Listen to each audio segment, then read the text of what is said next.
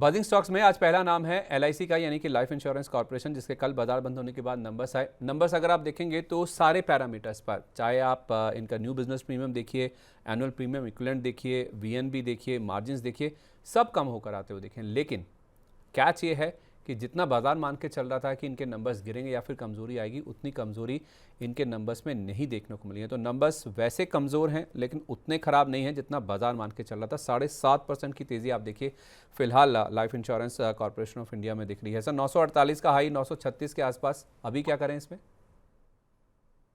Sir आज तो देखिए गैप के साथ ब्रेकआउट लेके चला है स्टॉक, और वॉल्यूम भी मल्टी फोल्ड वॉल्यूम राइज है।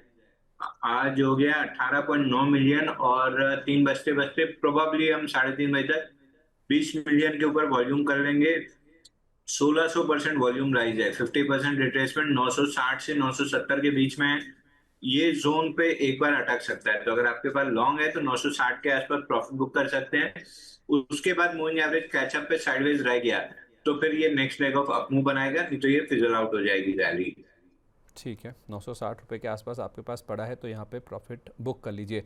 आईटीसी पर राइट दीजिए सर। आज बीएटी यानी कि ब्रिटिश अमेरिकन टबैको, इन्होंने ब्लॉक डील के जरिए 2.5% हिस्सेदारी बेची है। 413 रुपये पर ये हिस्सेदारी बेची गई है। 31.3 करोड़ शेयरों की ब्लॉक डील हुई है। 12,927 करोड़ रुपए का ये जो पूरा सौदा है वो बनता हुआ दिखा है। उसके बाद भी आप देखेंगे इंडियन सब्सिडरी है इनकी एक, उसके ज़रिए ये होल्ड करते हैं करीब 23% के आसपास की हिस्सेदारी। तो आईटीसी में सर जो ब्लॉक डील हुई उसके बाद हमने शेयर में गिरावट बनती हुई दिखी और लो लेवल से लेकिन रिकवरी भी बन रही है। 2 दिन नंबर्स के आने के बाद हमने देखा था कि अच्छे खासे गेंस बनते हुए दिखे थे। उसके बाद आज जो लो बना 413 का था, अभी 420 के आसपास है। ये रिकवरी सस्टेन करेगी या फिर नीचे वेट कर लें और लेवल्स मिल जाएंगे खरीदारी करनी है अगर किसी को? सर देखिए, आईटीसी पिछले 2 हफ्ते में जब भी सवाल आया है मैं हमेशा यही बोला हूँ कि आईटीसी बहुत अच्छा नहीं लग रहा है। बहुत खींचा 451 जा सकता है। एफएमसीजी इंडेक्स मेरे को बहुत अच्छा नहीं लग रहा है। अगर गिरावट पे आया तो 8-10% आईटी जैसे लास्ट टाइम दे रहा था एकदम से तेजी से गिर सकता है। मेरे को एफएमसीजी कोई भी स्टॉक में ट्रेड करना या इन्वेस्ट करना अगले 1-1.5 साल के लिए बहुत पसंद नहीं करूंगा।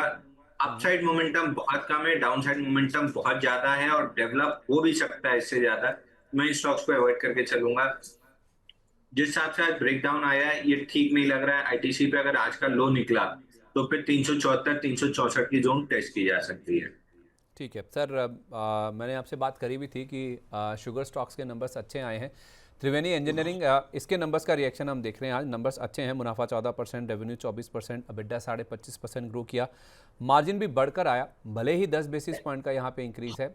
15.9% वाले 16% पर आए, लेकिन मार्केट इसको थम्स अप दे रहा है। शुगर एज अ पैक के नंबर्स हमने अच्छे बनते हुए देखे हैं, लेकिन 8.5% का जो अप मूव है ये शायद मार्जिन की वजह से भी कि यहाँ पे एक अपटिक देखने को मिला है। और कितना अपसाइड है सर इस स्टॉक में?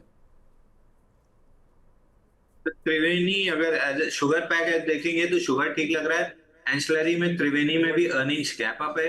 486 पे मेजर रेजिस्टेंस है, वहां तक स्टॉक आ सकता है। ठीक है, ओके, तो वहाँ पे मुनाफा वसूली कर लें। बिल्कुल सर, बिल्कुल सर।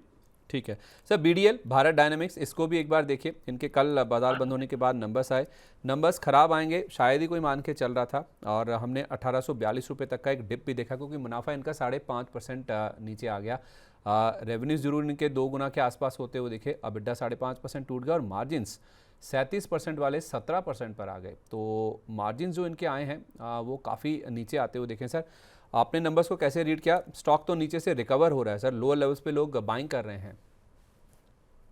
सर मोमेंटम में है काउंटर, जब तक 1748 के ऊपर ट्रेड कर रहा है आप लॉन्ग रह सकते हैं। 1748 के नीचे जैसे ही क्लोज करेगा बड़ी प्रॉफिट बुकिंग स्टार्ट हो जाएगी। तो जिसके पास भी लॉन्ग है 1748 आपका last line in the sand है। ठीक है, वोडाफोन आइडिया पे क्या सलाह दे रहे हैं सर? 30 मई को इनकी बोर्ड बैठक होने वाली जिसमें ये पूंजी जुटाने के ऊपर विचार करेंगे।